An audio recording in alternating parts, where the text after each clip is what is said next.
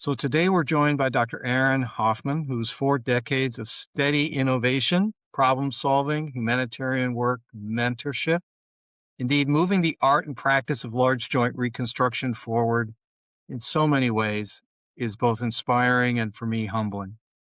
So, Dr. Hoffman, it's such a pleasure and an honor to welcome you to the OTW broadcast and have this opportunity to talk with you.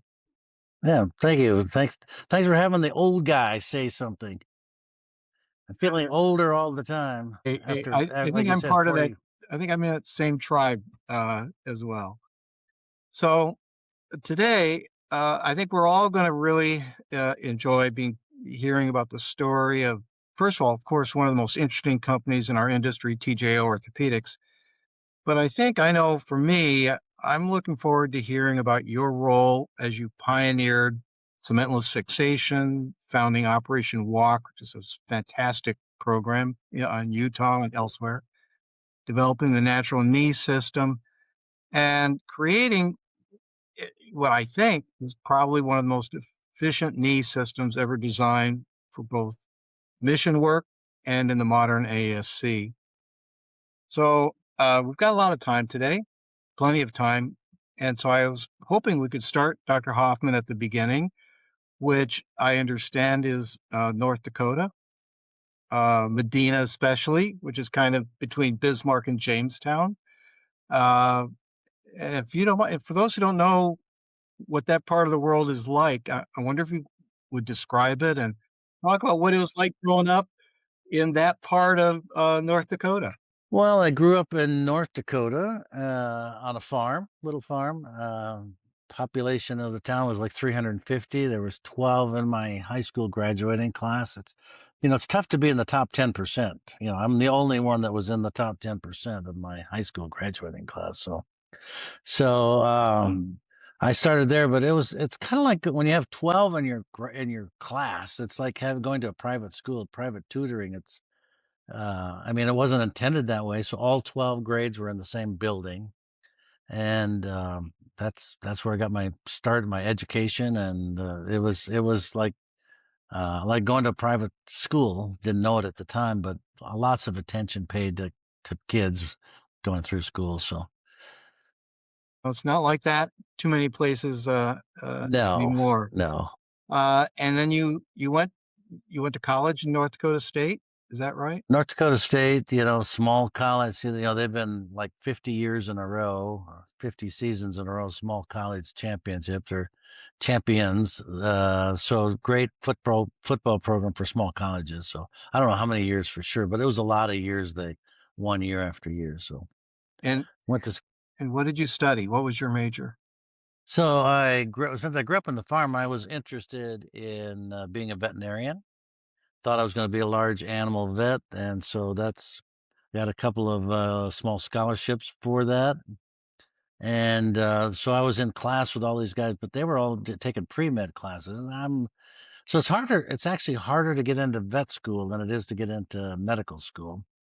So there is no vet school in North Dakota. You'd have to go to Minnesota or Iowa. Those are the closest veterinary programs. So ended up talking to my friends and said that when they said, "Why don't you apply for medical school?" I did and got in. I never had a second thought about the veterinary school after that.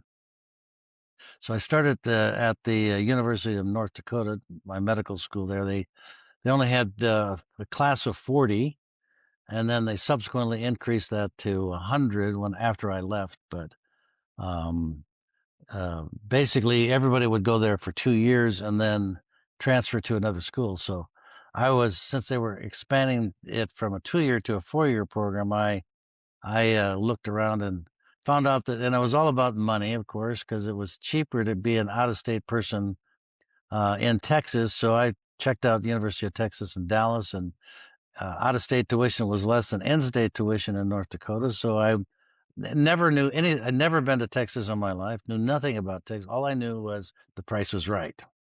So I applied and got in because I was in the top upper part of my class in medical school. So I got into medical school there and finished medical school down in Dallas. So, did you begin to be attracted to orthopedics while you were in Dallas at UT Not Southwest? during that time. So, I mean, I grew up on a farm, so a lot of things on the farm you take care of. You learn how to weld, you learn electrical, you learn mechanical. Of course, part of that is through the small school that I was going to. Everybody took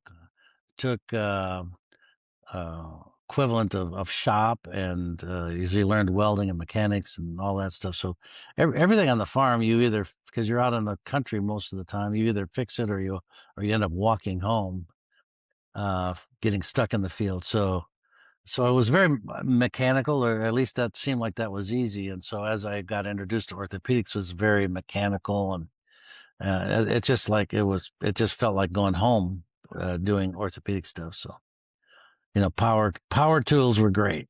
Power drills and saws, and so that part was fantastic. Yeah, when you're on the Which farm, you is can't call the repair shop. No, you are the That repair that shop. is So you. that was my attraction to orthopedics. It was very mechanical, and it was great. So. It sure is. So, who were some of the mentors early in your career that really shaped your approach, how you thought about orthopedics?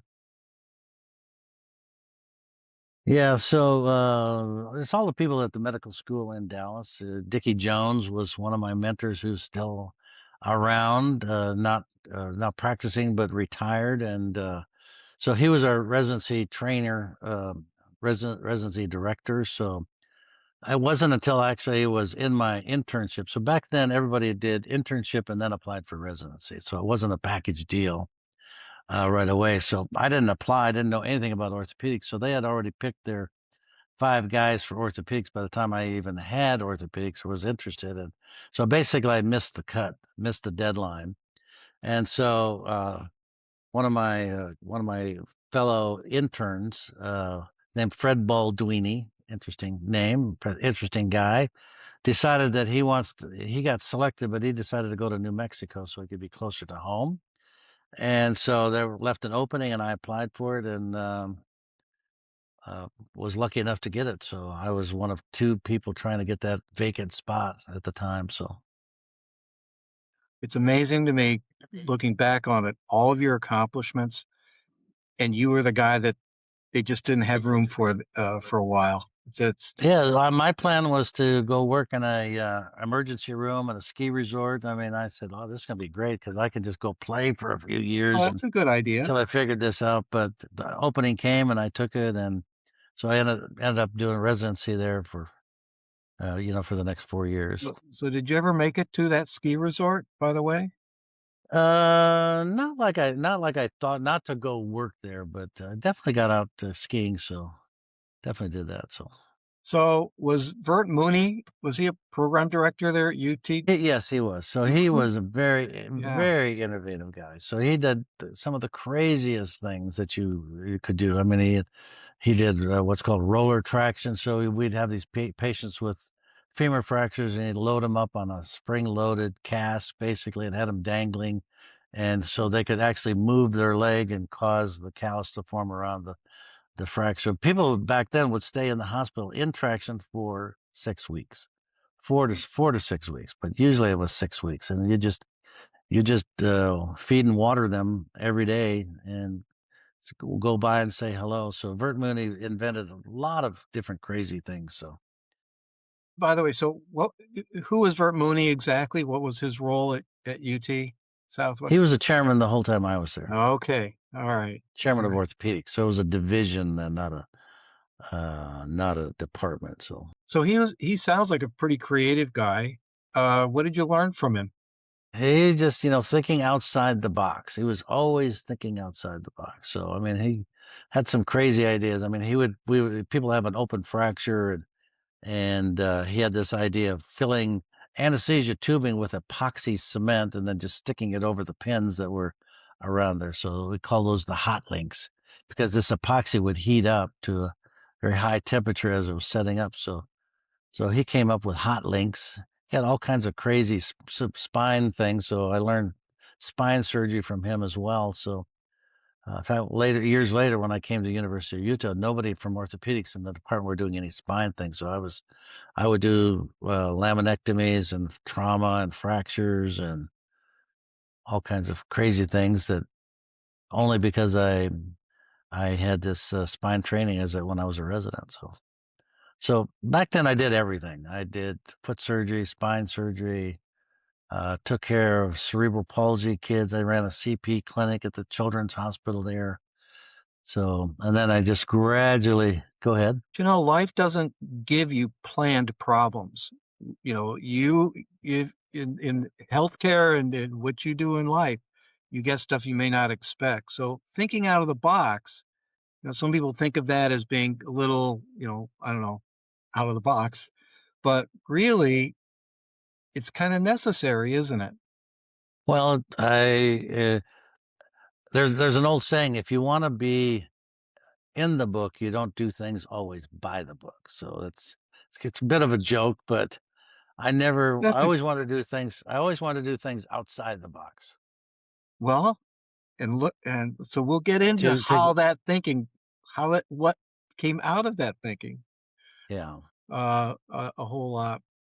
So, you know, surgeons, in my experience, and I've been in this field for about 45 years now, are very good at articulating problems they encounter treating patients, but very few have the ability to puzzle out a solution.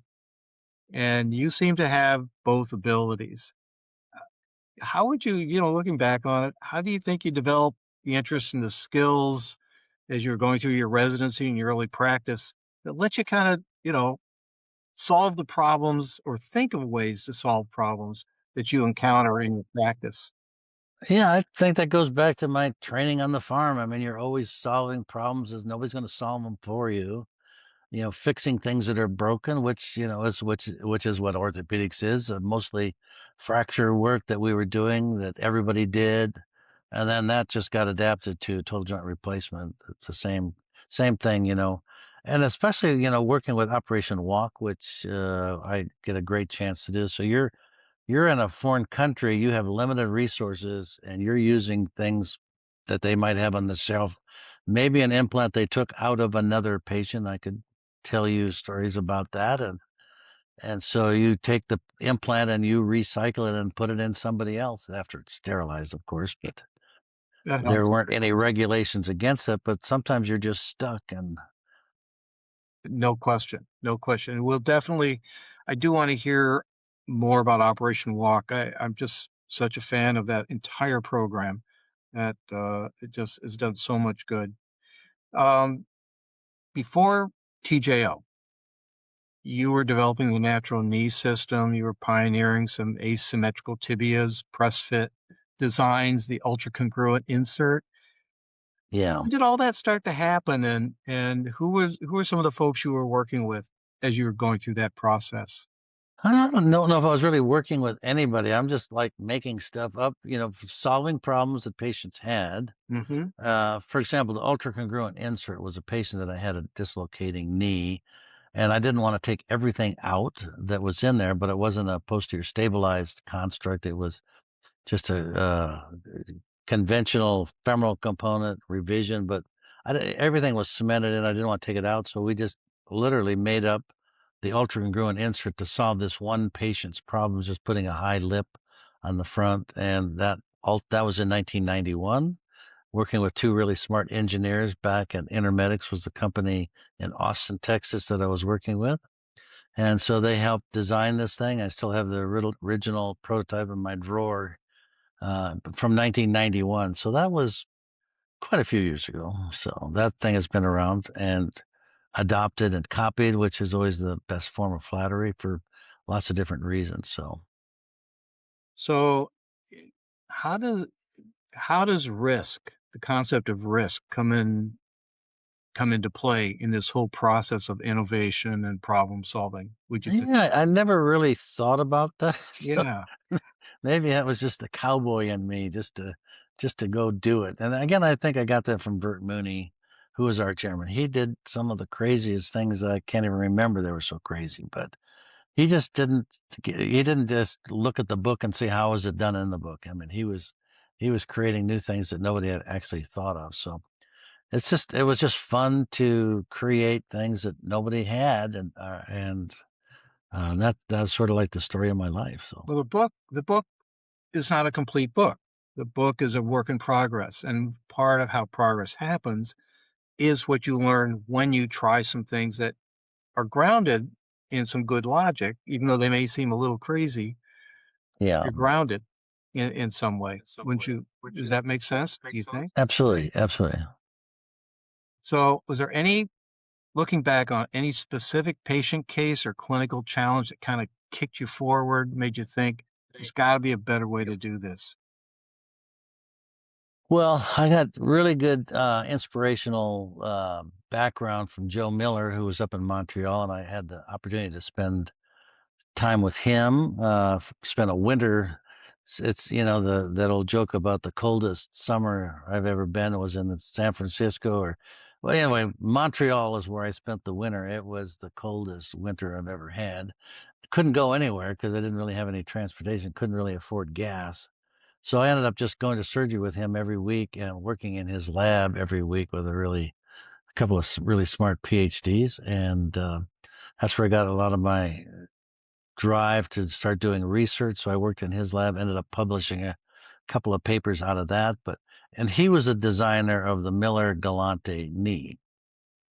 So they designed that with Zimmer. So just using him as a role model. How do you work with industry? How do you design things that nobody had? So he came with some very innovative thing. He had low viscosity cement and cement guns and pressurizing cement, things that I don't really do anymore. Maybe I don't know if anybody actually does that much, but he was very inspirational and mostly in the lab in the operating room, but also at the bedside. He was a guy that could hold a patient's hand and calm them down there's not many people have that. I mean, it was an art form watching him treat patients. They loved him. And so definitely was able to use him as a role model there. So both on how to design things, how to run a laboratory, which we ended up running in Salt Lake, our own bone and joint research lab, really trying to using him as a role model in that department, That in that ways. oh, it's fantastic. By the way, I had talked earlier about the asymmetrical tibias, press fit designs, and the ultracongruent insert. Now that ultracongruent insert that you developed, virtually every knee system on the market now, what was the problem you were hoping to solve with that? Well, just there's a whole list of problems that can happen with posterior stabilized knees. They're noisy, they're clunky.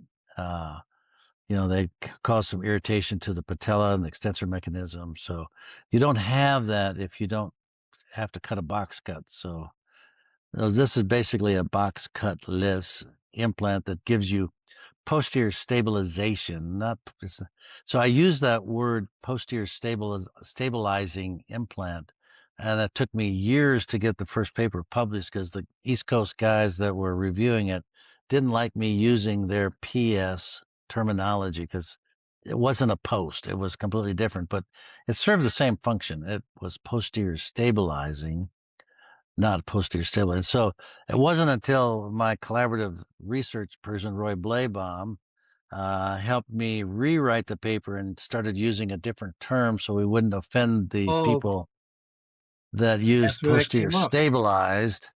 Then we got the paper. On the first try, he got the paper, helped me get the paper accepted. Ultracongruent. Yeah. See? Now was who were some of the earliest companies you really started working with? So that was Intermedics was the name of the company back then. This was in the early 80s. I think they came to me. I started practicing in 1981. They came to me in like 83, 84. I mean, I hadn't been in practice that long. They had asked a couple other guys to help them design a knee. Really well-known names at the time. Les Borden was at the Cleveland Clinic, and he says, "You're just a little company that I'm not going to work with you guys." And they asked Ken Krakow, who just passed away last month, actually. So they asked him. He said, "Absolutely no way. I'm not going to work with this little company." So I think I was like the third or fourth choice, and they were just kind of going down the pecking order, trying to find someone. And so I said, okay, I'll do it, but it's not going to be like everybody else's. It's like, okay, that'll be fine. So it's like I had these ideas of, there wasn't an asymmetric tibial component at that time. And so we actually ended up having a patent on the asymmetric tibial base plate. The first one was actually patented in France, but it was never manufactured. Why So this France? was just this where the Okay. patent office had somebody that applied for a patent but never directed it. All So right. so anyway, so we had this, that we know that the medial side is larger than the lateral side, and so I did a lot of workshops, and it was probably one of the surgeons I was working with that says, why isn't that bigger? Why isn't it asymmetric? It's like, I'm not sure exactly where the idea came from, but we started playing around with it. We know that the lateral side is 4 or 5 millimeters smaller than the medial side. And we came up with an asymmetric tibia, but so we had our own patent on that. So it was a reversible asymmetric tibia. So you could flip it around 180 degrees. You didn't have to have left and right tibias. It was asymmetric, but by flipping it, this comes into play later when we're talking about the current knee that we're using that doesn't have left and rights. So it had no left and rights to the base plate. It had left and right plastic, but not a left and right base plate. So you could flip it either way, and it worked fantastic. What's interesting is I've looked over all the things that you've worked on and invented and developed over all these years. You start with what seem to be fairly sophisticated systems, asymmetric components, complex instrumentation, and then with TJO, you went the other direction. Yeah. What happened? Inventory happened. That's what happened. So it's Inventory. cost.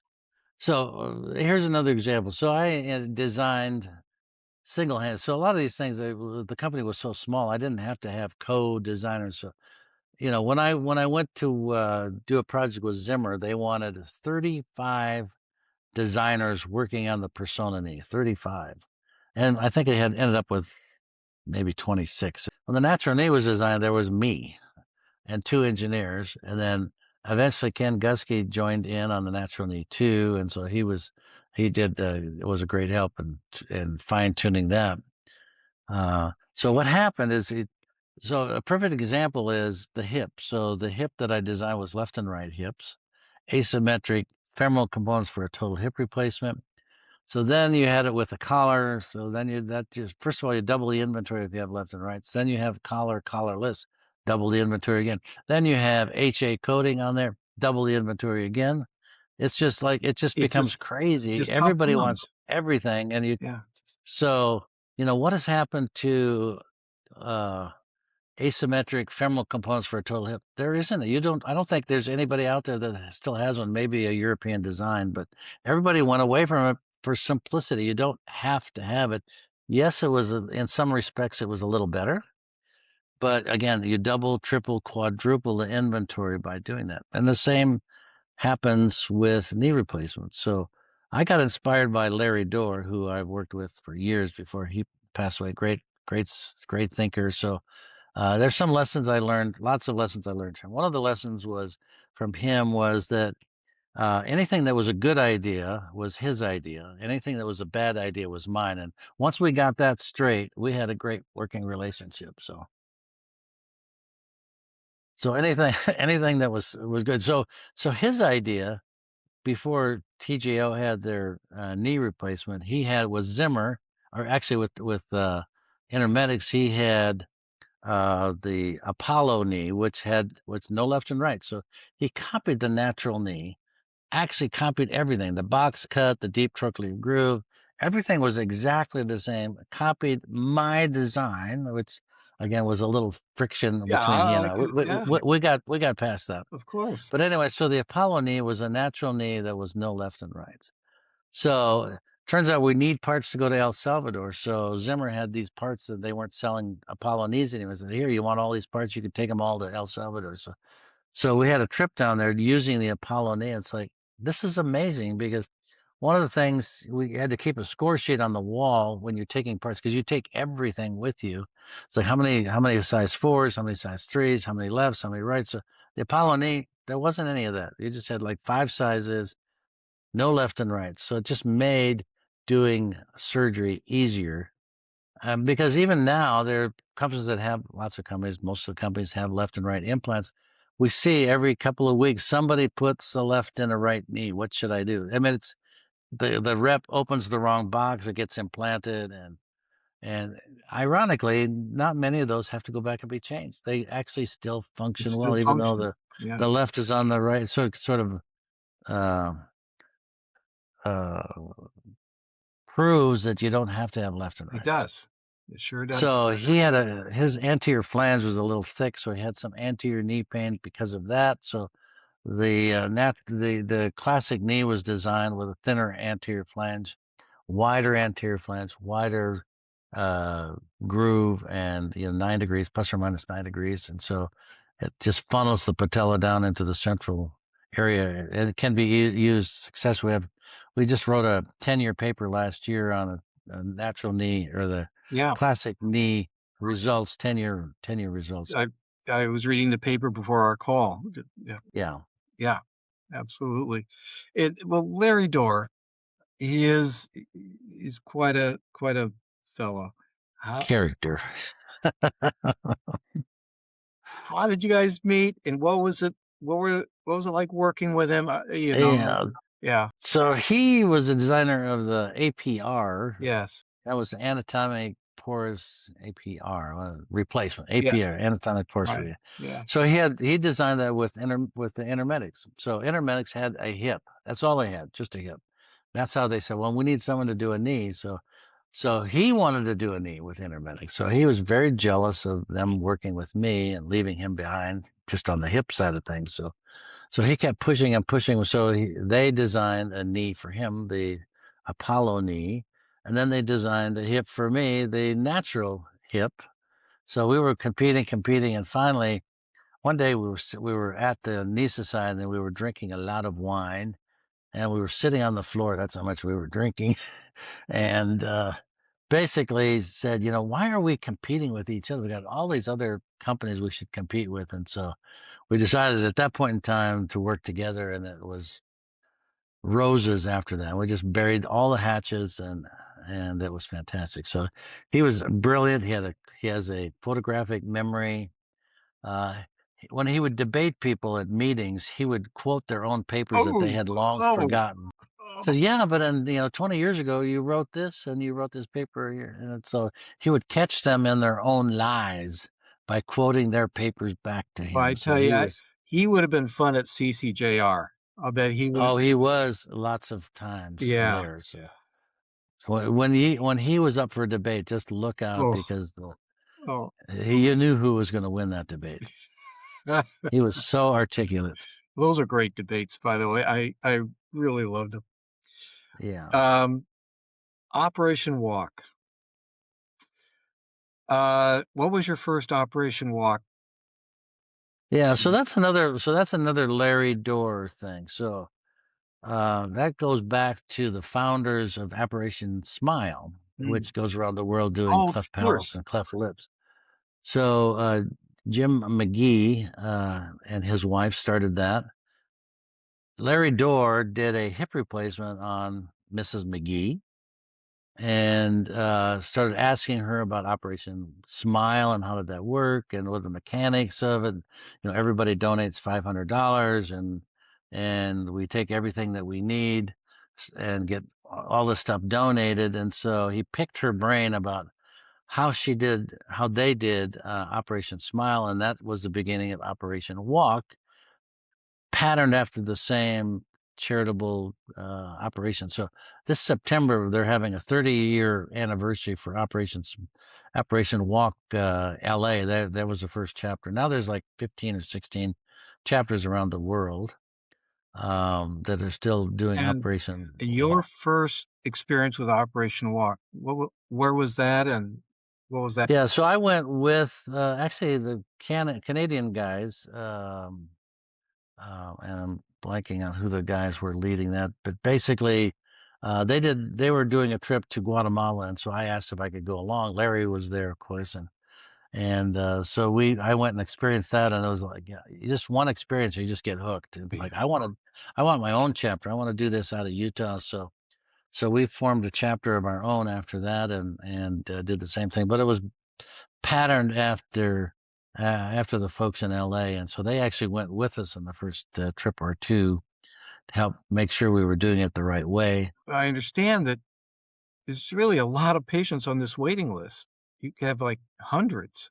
It's usually 700. So, yeah, so we actually decided that we were going to make that our home base, kind of like the guys did in Guatemala. We were going to make El Salvador, the Santa Tecla um, hospital there, our home hospital. So we actually built a storage shed and where we could keep our supplies because the expense of shipping things back and forth is crazy. So we ship things one way and we never return any of the excess stuff. Well, how we ended up with some excess Zimmer stuff is because we never sent anything back. So we still have a little bit of that. The last time we went, I think we did three Zimmer implants. We still had inventory available to do that. So, but that's our home base right now. So, but again, the 700 people on the waiting list, we do 50 at a time. Why such a big waiting list?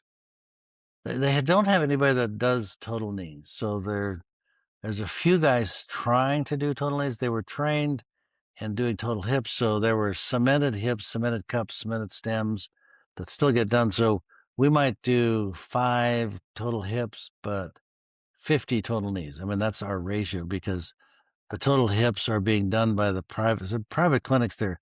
They charge patients the like $5,000 to they have to buy their own implant and they have to pay cash to have their surgery at a private clinic. So this is the equivalent of a county hospital that we go to. So And so the patients, there was no charge to the patients? none. So the hospital I think gets like $2 million a year, and I don't know how many millions of people they have to take care of for that money. So when you go, they don't have anything. They don't have paper to write on. So if you're going to have a copying machine, you have to bring your own copying machine. You have to bring your own paper for the copying machine. You bring your own aspirin, Band-Aids, anything you need, you have to bring. So we just built a storage shed. It's only like maybe 20 by 15 right on the campus. They gave us a patch of ground and that we ended up building a storage shed there. So So, we began talking about growing up in North Dakota and where you can't call the repair shop when you need something fixed. yeah. When you were in El Salvador, bringing everything with you, were you in a similar kind of a situation where you really have to you can't call the repair shop, you know? Yeah. No, you make it up as you go along. You So do, it's you like make it up so as you you go can't bring along. everything. So we can't bring revision Yeah. stuff. We don't even know what we're going to need for a revision surgery, but so we have made up lots of things as we went along. So as an example, we had a patient at a non-union below where they needed a total knee. So we had to solve the non-union and we had to solve the arthritis of the knee. So they had just taken out a tibial nail, another patient a few weeks ago. So we took that tibial nail and stuck it on the end of the stem of the tibial component and wired it, 18 gauge wire, wired it together, Ugh, sterilized the whole thing, and then cemented it into place. did it work? She's been back several times and it totally worked. So fantastic. But but is it now, I'm just hoping you'll respond and sort of explain what it's actually like on the ground, but my guess is that in that kind of a situation, you've got to focus on your priorities, simplify the problem if you can, and come up with the optimal solution with what you've got. That you Yeah. don't have a lot of choices. So that particular case, it even got more complicated because when we were ready to do that knee surgery, the sterilizing door got stuck, so we had no sterile knee instruments on it. And so the patient already had their spinal block in place. But And it's like, do we have any instruments? Yeah, we have a sterile hip replacement set. I said, bring it out. We'll use that. wow, So we did the operation with no instruments, essentially, with a total hip set that we used a reamer out of there to open up the canal.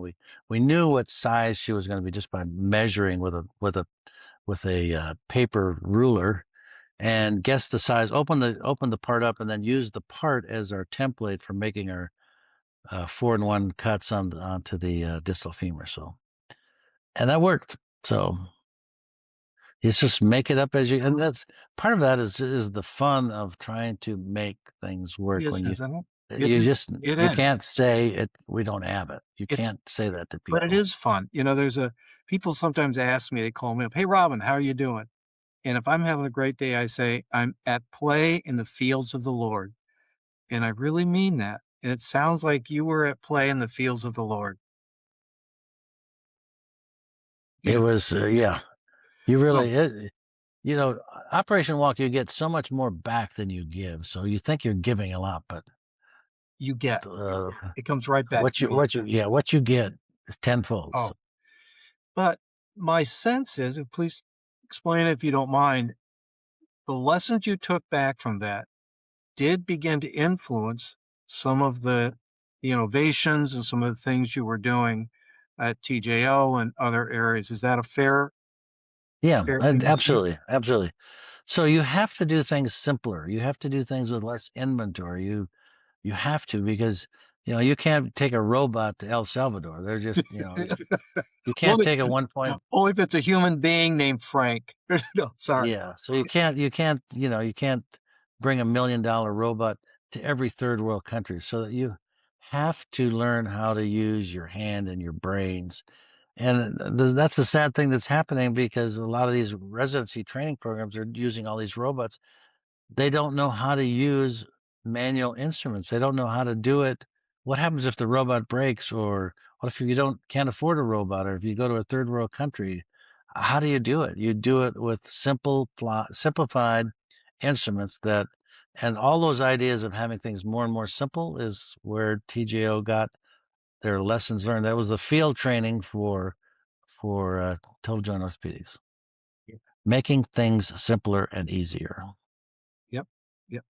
I have to note here that among the outcomes of your work was the 2019 AUKUS Humanitarian Award that, I understand your daughter presented to you. That was a great thing. So I mean, I didn't spend too much time thinking about that. So, I'm I mean, sure. there's too many things to do. So I mean that Yes, yes, that came. I mean that was 5 years ago probably. So anyway, that kind of came and went, and so we got so much work to do that we can't stop and pat ourselves on the back. of But course, of course. we got a lot more things to do. So Well, I mention it pretty much for one basic reason. First of all, it's quite an honor, and, but beyond that, your daughter did tell a story at the ceremony, about how you built that storage shed, that between surgeries, you spent 36 hours on a weekend. You could have written a check. Why did why did you do it yourself? um, I think I'm just cheap. So I mean, I didn't do it. I didn't do it. Jason is our logistics guy out of Tulsa, and Jason lined up all the workers. So interestingly, the MS 13 is like right across the wall of the hospital. So he hired two young guys and two old guys that were good workmen. And MS-13 came and said, you can't have the young guys unless you hire your people through us. We're not going to let them there. So the two old guys that were there had to do all the work. And so Jason really was there um, organizing and taking care of that. So, I mean, I was there just to be a grunt. So it wasn't the same weekend that we were doing surgery. It was we went down there and moved a bunch of crates and old equipment out of the way to make room on this space that they gave us. So Well, thank you for, letting me go off on that little yeah, tangent. yeah. No, no. So Erin, my daughter, she has been instrumental in, she's worked at Total Joint almost from the beginning. So I had to talk her into coming back to Utah after she finished her graduate degree at Vanderbilt, and so she has done an amazing job keeping the wheels on the cart. Well, she comes from, she was raised by you and your wife. So I wonder if you could help us with a connection from all these experiences with Operation Walk, and then you and Larry Dorr deciding to start TJO Orthopedics. Can you go Yeah, back to that moment and maybe how these all yeah, were yeah, yeah. connected? So that was a forced, it was another thing you had to make up as you went along. Mhm. So we couldn't get implants from orthopedic companies because the Department of Justice was shutting down donations. Larry Dorr and I said, "Well, why don't we just make our own?" And so we know where they're made. We know, where the metals come from. We know where the plastics comes from. We know where the porous coatings put on. We know what works. So we just designed our own implant out of necessity because we couldn't get any from the big manufacturers. It's still a problem today. There are more people wanting implants donated than are available. So, um, Total Joint Orthopedics has been very generous. I would imagine, just guessing, and probably because I have this in my own family. Being the creative person you are, the productive person, you're not just that you're creative, you actually go get things done. Uh, what was the conversation like when you mentioned you were thinking of starting a company called TJO? Well, that was easy. When you're small, you don't have, the persona need took us 4 years to come out with the implant. 4 years and 26 designers later. This just had Larry Dorr and myself. So You need two guys can do, and just like the natural knee, there was me, and then there was Ken Gussie and me. Basically, two guys and a couple engineers can just make decisions and make it happen. And so it was the what same thing with TJO. what was the worst case scenario that I mean, if you're starting a company, it's a little risk, right? What was the worst case scenario you were prepared to accept?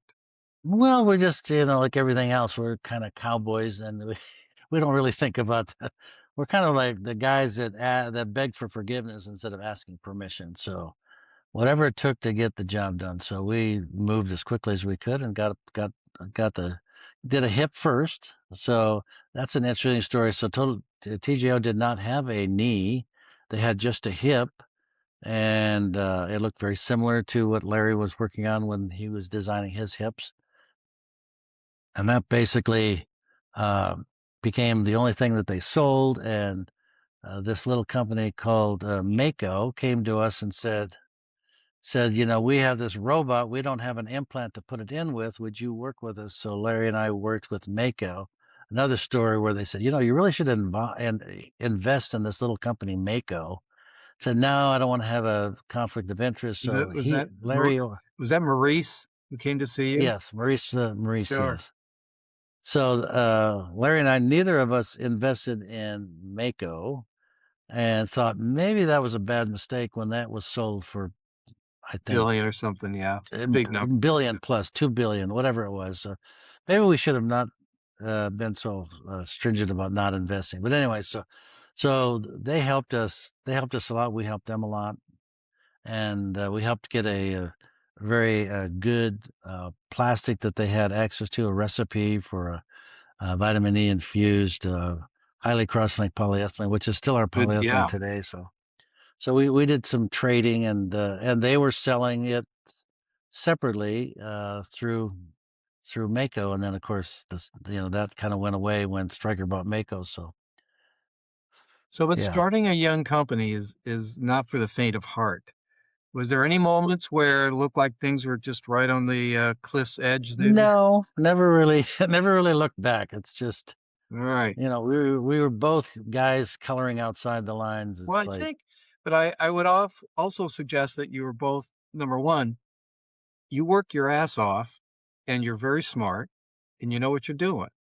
So we weren't inexperienced guys in the no, design world. no. So the manufacturing is done by the people that do the manufacturing. Sure. Our partners in Portland or England or up by Boston, people that make our metal parts and our plastic parts and our instruments. When we talk about some of the design philosophies at TJO, you mentioned wanting to create something that worked everywhere, whether it's Guatemala, El Salvador, Salt Lake City, or Portland, Oregon. What Yeah. does it mean from an engineering standpoint? Well, we have the smartest, of all the engineers I worked with at Zimmer, Intermedics. I mean, we've got the engineers we can really brag about. They're very innovative guys. And again, we were working one-on-one with them, so they listen to it, and you don't have to run it by a committee. It's, I felt like in the past working with some other projects, it was designed by committee. So at the end of it, well, nobody's really happy with the end product because some guys wanted this, some guys wanted that. We all wanted the same thing, and so again, I just had to agree with Larry that if it was a good idea, it was his. And once we got past that, then we had an easy time working together. So he thought it was his idea. And I said, you It have was Larry, you have done it again. But we got along great in that respect. So so today, I would argue the industry is moving towards more complexity, more options, more instrumentation. You went in the opposite direction. yes. Yeah, we got to keep it simple. So we used to have a sub phrase after Total Joint Orthopedics, less is more. And I can't remember why we gave that up. I don't know if somebody else had it and we couldn't use that title, but anyway, less is more. And that was our philosophy for the first 10 years. And got us through a lot of things. So even this last weekend, I was meeting with one of the engineers. He's designing some new widget for something. It's like, we don't need that. You're spending your time working on something we don't need. Let's focus on the things we do need, which is, working on a new hip stem. We need that. There's some other innovative things that we can't really talk about that we have patented more things, also with, the reversibility, so you don't need left and right. So a little sneak preview of that is the medial congruent polyethylene. So similar sort of thing. So it's asymmetric. The medial side is more congruent than the lateral side, but and so I came up with an idea on how that could be reversed. So you just have to have two. So our polyethylene is secured by a lock mechanism plus a screw. So if you add a second screw hole, you can actually have the same part work for a left or right knee. Same So part, that's left or same right. part. Yeah. So we haven't manufactured that yet, but It's a good it's uh, idea. b- it's been patented, so you can have that without. Again, you just can't have double inventory. So when we designed our uni compartment, it was the same thing. There are no left and rights in the uni, Yeah, you don't need it. so just one will make you can make one work left and right. So the universal foundation. Can you walk me through what makes that design universal? Well, it's universal in that just that there are no left and rights. Yeah. It's like Okay. Okay. half the trials, half the implants, half the Yep. instruments. And So instead of having, you know, 10 trays of instruments, you have, 3 trays. This was like when we started, 3 trays of instruments for the hip, 3 trays of instruments for the knee. Now it's 1 tray, that's it. less is more. That's And right. So, Dr. Hoffman, with regards to the universal knee, have you really proved this out? well, in lots of different ways. So, everybody wants follow up. They want, when we first started, of course, we didn't have any follow up. We tried to get our implant into the Kaiser system. We said, when you have 2-year data come to us, we didn't have any data. Now we have 10-year data on the hip. We have 10-year data on the knee. We have lots of information on the patella tracking, wear studies against the titanium nitride coating. So we've really proven everything we do. We want to prove that it works. So in an animal model or in the laboratory. Well, people often say you need to see 10, 20-year data to really know if an implant is working. But it's not really practical to go get a patient or 10 patients or 50 patients and then hang on for 20 years.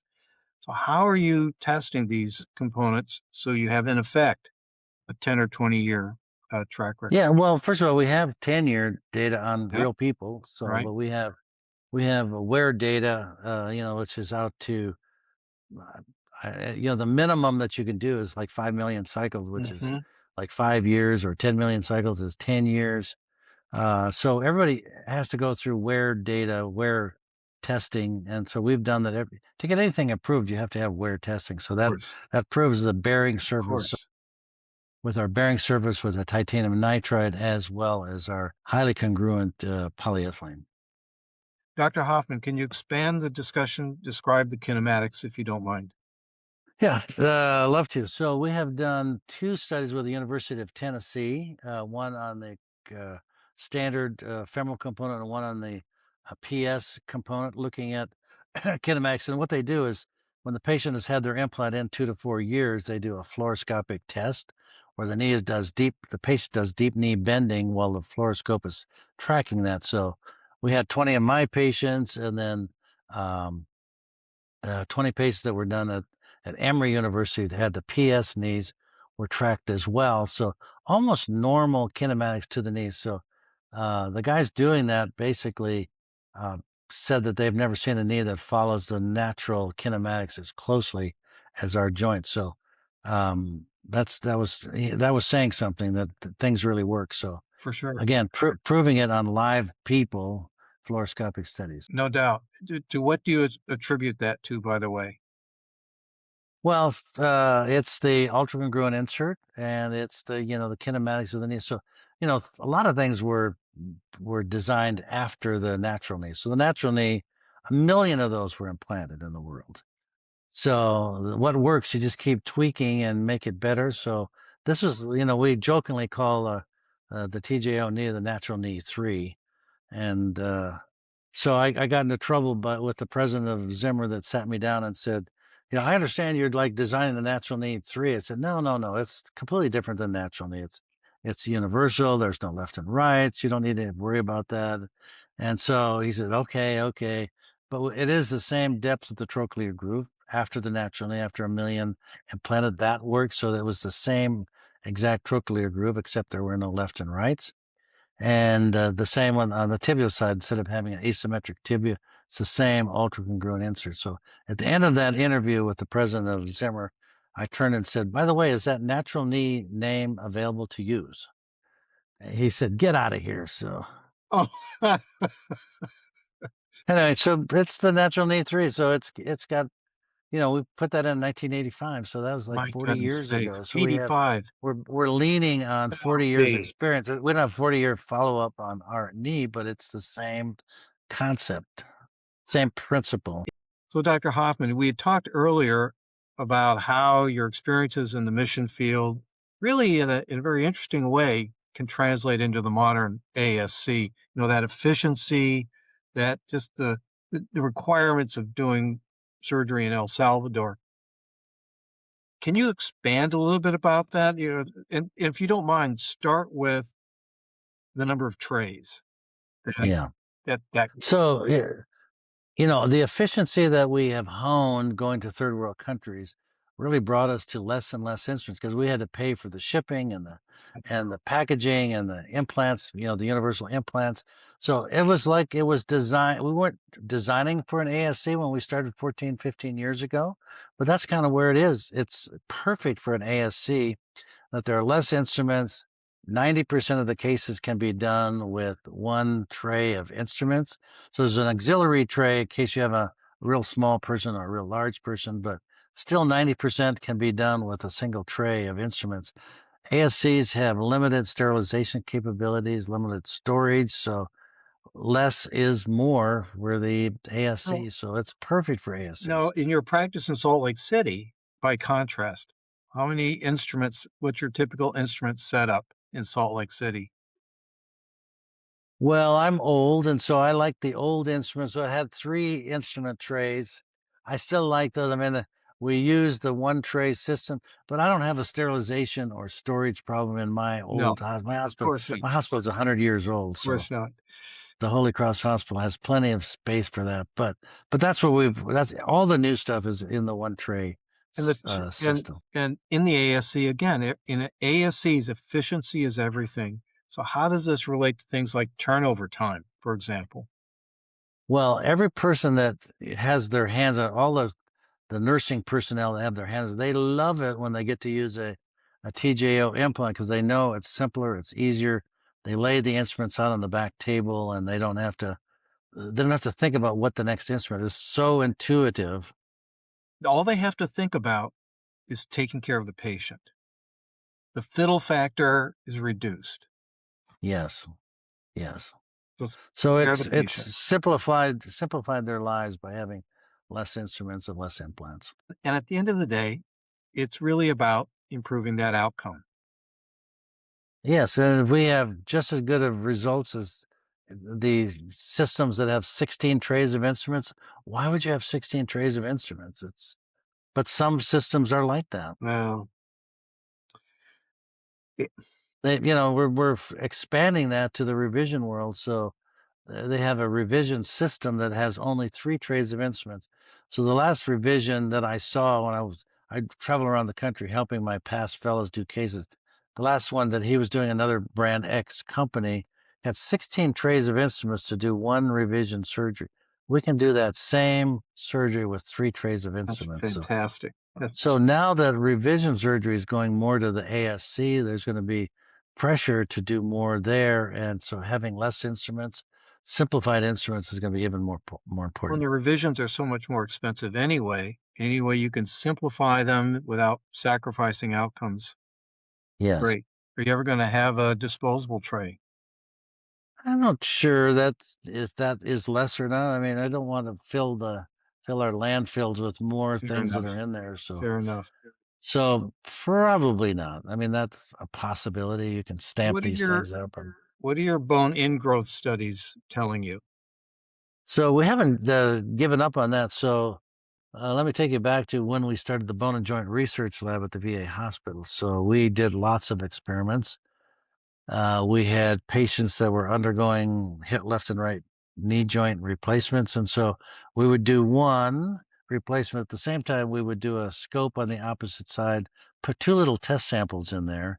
And then when the patients came back in 3 months to have their other knee done, we would take those test samples out. So I got criticized for experimenting on humans, but we looked at titanium versus cobalt chrome. We looked at HA. We looked at bone slurry, non-bone slurry. So that was the model that we used. And then we morphed that into sheep studies. So the sheep is the best model as you can get anything to grow into a dog, to doggy bone, but a sheep is very particular. And so very much is parallel to human bone ingrowth. So we looked at, and so any porous coating we use, we want to make sure it's been verified by an animal model. So our porous coating has been in the sheep model that was done 10 years ago. We have some new porous coatings we're looking at. So that sheep study, it just got approved. So that's gonna, you just can't stop. There's too many fun things to think about. So we've got HA coated and titanium nitride coated surface on our porous coating that we're looking at to make sure we're not having any negative results of that. So anything that goes in a human, we want to have Yep, scientific basis you for it. bet We you want do. You bet. backscatter electron images. We want ingrowth studies. So those things, then they're all, you give a tetracycline label so you can see how fast the bone is turning over and measure that and measure the amount of bone ingrowth there is using scanning electron microscope work. So that's what I spent my career doing, is just investigating that and getting implants back from patients that had passed away. So And doing years ago, right. I was part of a bone harvesting group. We had no bone bank, and then Musculoskeletal Transplant Foundation came along, so they do our harvesting for all over the country now. But we did our own bone harvesting for a bone bank that I started and bought the deep freeze, minus 70-degree freezer. So I had that in the back pocket to store our bones. So um, you got to have the scientific basis. So just like the eyeball people and the heart Right. donors and That's right. the tissue donors, I had about 50 patients that I had carried donor cards. So when they passed away, they said they would give their implant back. So we ended up getting 24 implants back after they died. They let their family know that when I pass away, Hofmann gets this implant back. And so the longest follow-up we had was 24 years on one of my, it was actually the first patient I did a natural knee on. 24 years later, we got her implant back, and it had fantastic ingrowth. So that is all documented and written up. So, Wonderful. And by the way, did you ever do a paper on the recovered implants? oh yeah, yeah, yeah. We did a paper I on the should look tibias. that up. we got our money's worth out of that one, so I we did one for the femur, one for the tibia, yeah, one for the patella. I gotta read that paper. I'm Yeah, fascinated. there's yeah, Roy Blabaum was the lead guy, so he's Okay. my PhD guy. Yeah, I'd So love to Roy see it. retired, but then I brought him back from retirement to work on this next sheep study that we got going. So he's from afar. He's retired from the university, from the VA, but he's still monitoring that study from afar, which is supposed to start in the next week or two. Wow. Okay. Um, Tell me about the double Q angle and how what does that mean for patella tracking? That means it'll track whether it's a left or a right. So I mean, normally Is the it patella goes from medial to lateral, and so if you have a universal femur, it can go both ways, and that's just a broader tracking implant. So, Medacta just came out with a newer implant that has a huge, wide Q angle as well. hmm, It's just broader, but it's not. They have left and right implants, but so they agree with us that having a bigger Q angle is the answer. So if you have left and rights, it's 9 degrees left, 9 degrees right, and it can go both directions. that's great. That is great. And that's not just about simplicity for simplicity's sake. You're really addressing a clinical advantage, are you not? Yes, those patients seem to do better. In fact, in Chris Pelt's paper that he just had published, I mean, it showed that the universal femur he compared it to an implant he was using years past. That implant was doing better than his Biomet implant that he was using prior to that. So it works. We have 10-year experience on that now. Speaking of 10 years, why don't we talk about that a little bit, the modern universal design and the kinematics and 10-year outcomes. We can start perhaps with the posterior cruciate ligament and how you approach posterior stabilization. You developed the ultracongruent insert back in your natural knee days. Yeah. And what was the problem with the traditional post and cam mechanisms?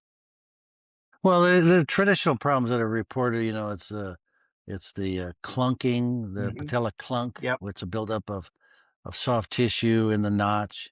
It's the bone that you take out, so there's some potential for fracture around the notch that you're cutting out. So, and that's just, patients hate the noise. Yeah, they do. You hear that thing Of banging. course. So Yeah.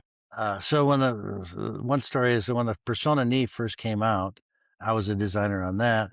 The only thing they had was a PS. It's like, look, I'm a designer. I want to try this thing out. So they didn't have the standard implant. They just had the PS. So I put it in the patient that I'd put a standard knee in with the ultracongruent on the other side. She is like 85 years old, was a rancher in Wyoming, says, I want this noisy thing out of me. I hate what you put in here. So her other knee had an ultracongruent. She said, she hated it so bad. I want you to take this out and put a standard ultracongruent in here, which we did not do. But so Well, at least it didn't squeak. it didn't squeak. No, Um, the deep dish design, how does that provide stability differently? it's just a big lip. It's a 13 millimeter lip anteriorly. It keeps the knee from falling posterior. They get fast motion. They get stable motion, mid flexion stability. And do you call it the no post or tether required? No, I would just call it the ultra So again, it must be popular when everybody copied it. Now people are gone to the medial congruent, Yeah. just using the medial half of the ultra congruent. But when we did our fluoroscopic studies out of the University of Tennessee in Knoxville, uh, it showed that the knee pivots around the medial side. You don't need a piece of plastic to make it rotate around the medial side. That's the normal kinematics of your knee. And so it does rotate around the lateral side, and the medial side is more captured. Even when you have a symmetric ultracongruent insert, it still functions that way. So Or any of these things you developed years earlier and then basically refined at TJO? were they So were these innovations that you had worked on earlier and it was pioneered decades ago and then refined when you came to TJO? well, I mean, the ultracongruent was, we first designed that in the 1990s. So we just tweaked that from an asymmetric ultracongruent to a symmetric ultracongruent. And so it's the same general Now, principle. a lot of large joint development is really about the materials, the biomaterials. Um, is the Arum? What is that? That's a titanium nitride coating on a titanium femoral component. So that's a very innovative thing that we started using. I mean, our long-term goal is to get rid of cobalt chrome. So there's cobalt chrome disease, not just allergy. It's more than that. So it's the buildup of cobalt chrome is a heavy metal. So people get just a small dose of heavy metal poisoning. If you look at the history of orthopedics, it's Vitalium, it's cobalt chrome, it's stainless steel, it's titanium. It's a constant move towards improvement on the materials. Yes. Where did Arum come from? Am I saying that correctly, by the way? Arum? Yeah, Orem. Yes. Uh-huh. Where did that come from? And what? Well, it's a company. It's a company in Columbus, Ohio, that Oh, okay. manufactures that and puts it on things. So interesting thing. Interesting. They make tools like cutting tools, all kinds of cutting tools, and they put a coating on there to keep them sharp. For example, pill punches.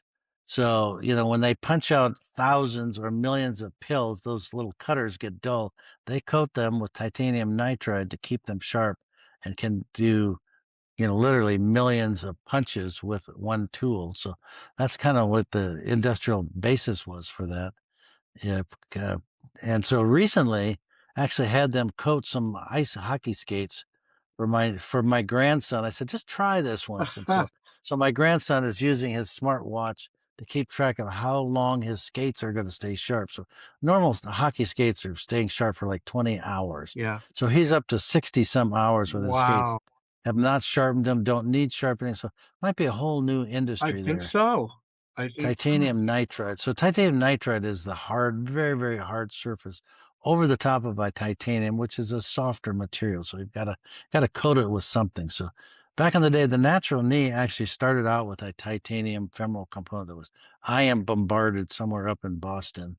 And I'm not sure how well that worked out because it wasn't very hard. So then they went to cobalt chrome, but we're going back to the titanium. It's lighter. You can walk through an airport X-ray machine without setting off the metal detector. So I did a knee replacement on my brother-in-law because nobody else would touch him because he's kind of a cantankerous guy, I think. And maybe I shouldn't say that, but he's a good guy. But Yeah. anyway, so I said, when you go to the airport to go back home, I want you just to walk through the X-ray machine. Don't tell him you just had a knee replacement. He walks through, and his wife was videotaping him. No alarm got sent off. So, old people going through and being patted down like they're a terrorist. You don't have to deal with that if you don't have cobalt chrome. Cobalt chrome sets it off all the time. So just a little added If, benefit of the have you? titanium. By the way, before we leave the subject of Arum, you've been doing. Have you? You've. I'm sure you've done the wear testing on it, and sort of how well does it Yeah, wear? so they've done scratch. They've done every possible test. It's way harder than cobalt chrome, harder than Yeah. ceramic. So it has a very durable surface. So it's not very thick. It's like 5, 6 microns thick, and that's all it That's not takes to much.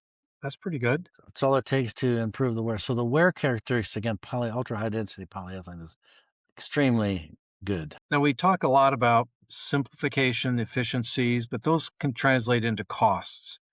Uh, can you give a couple sentences or two about how this can all actually result in lower cost, more efficiencies translating into something monetary? Yeah, so I mean, inventory sitting on the shelf for any hospital is, that's money. So you have less inventory and less instruments. So sterilizing is one tray of instruments is like $50, $60. So if you, I was watching a competitive company bringing in instruments for a revision set when I was in Tulsa, Oklahoma. They must have had 30 or 40 trays of instruments. I said, how many cases are you doing with it? Just one. That, So the surgeon there, he wants every flavor, every possible combination available when he does it. And they had to sterilize those instruments. So his sterilizing at his hospital, those folks had to stay up all night just to get those trays of instruments sterilized for the next day to do one surgery. So if you have one tray which you can do 80% of your surgeries on, your sterilization costs are way down. And especially ASCs, that's where they have the least amount of storage space, That's right. and efficiency means money for them. So the cost of the implants can be less in those situations. Cost of implants, cost of storing, cost of sterilization. You seem to have an ability to look around the corner.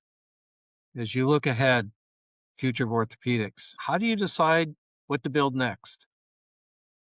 Well, I set up a foundation about 20 years ago, so it depends on how much money my foundation has in it. But I am funding lots of projects. I'm funding this latest sheep study at the University of Utah, the Ohio State University fund, and so I like to spend my money on the future, including the future of residents. So we set up a fund at Duke University where residents can use this fund to do their own research. I set one up in Dallas. I set two of them up at the University of Utah. So I'm spending my money investing in the future through people and through materials. Listen, that's a wonderful and that's a fantastic thing that you do. Would you be bold enough to make a prediction about orthopedics in 2030? Oh, I don't know where that's going. People keep making things so complicated. We're just trying to dial it back to the most lowest common denominator. So you don't need all this high tech. It's just, I think it's companies trying to jack the price up of what they're selling at the hospitals. I mean, nobody's looking at trying to save money and, what's for the and when you look at the world, I mean, how are we going to take care of patients in the world if things are That's so right. complicated? So That's right. you can't take care of. So That's right. That's so we're spending 90% of orthopedic resources to take care of less than 10% of the population. So we got to turn that around. flip the script. Flip the script. Yeah. You bet. Yeah. You bet.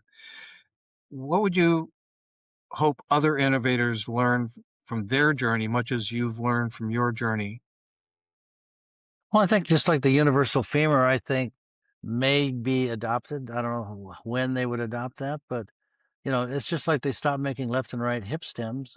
Somebody kind of came to their senses that said this is twice as many as that we need to have, and the ones that are universal are working just fine. And I think that message we got to get that message out that they work fine. We've got 10 years data. We have 24,000 implants that have been put in. It works, It and it works. works in all kinds of situations. Yeah. So it's not 24,000. something experimental anymore. That's for sure.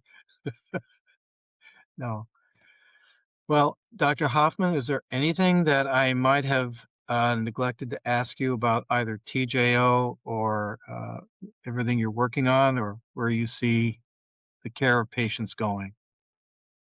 No, I don't think so. I mean, I've obviously got lots of ideas. I mean, I don't know where these ideas come from, but they just kind of, you see a patient, you see a problem, and you say, I can fix that. And it's not going to be a solution that's in the book. It's going to be one that we have to come up with. Just like the infection problem and total hips, if we could coat implants with something that, getting a hip or knee infection Oh, is it's a almost, higher it's, fatality rate than our cancer it's patients. awful.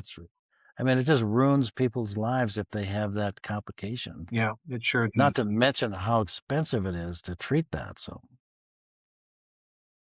that's going to be the biggest breakthrough, I think, coming Well, is it's the if biggest we can unmet. solve infection. I agree. It's the biggest unmet need. Yes. And I suppose it's probably worth asking, ideally, there'd be a way to intervene with arthritis earlier in the degenerative cascade in the hip or the knee so that a replacement wouldn't be necessary. Is that Yeah. something that could ever happen, do you think? I don't see that. I don't know how. I mean, we can grow cartilage in a cell, But it's not the in same. a cell culture, but you can't stick it on anyway. No. So, but I think the infection thing is to go back to that. I think TGO is working on a spacer project, so you put in temporary implants. Those things can last forever and be not cost prohibitive because infection is so difficult so expensive to treat. So adding a knee spacer, that's one thing that we're coming out with very, very soon. It's already been designed, so we just got to get it in a box. Some of the things that you've been working on are translatable to shoulder or ankle, do you think? The principles are the same. I just don't, I'm not a shoulder guy. I'm not an ankle guy. I was a shoulder guy. I had my shoulder operated on, so I know the discomfort of that, but not a total shoulder, but just a rotator cuff tear. So, I think the principles are adaptable to that. They are articulating joints. The weight bearing joints are where the Different. action is. I That's mean, it's correct. hips and knees. So Well, and if it's not so load bearing, it's really a soft tissue problem. mostly, Yeah, mostly, yes. correct. Dr. Hoffman, it's just been a real pleasure. I learned a Thank lot. you. I thought this was going to be very painful, but I mean, it actually, it wasn't. hasn't I been was trying. hasn't painful at all. It did no? Well, I'll work harder next time. Sorry. That was great. That was great. Thanks for joining us on this episode of OTW Pod. For more insights and coverage on the latest in orthopedic innovation, visit ryortho.com. Don't forget to subscribe on YouTube, Spotify, or Apple Podcast, and we'll see you next time.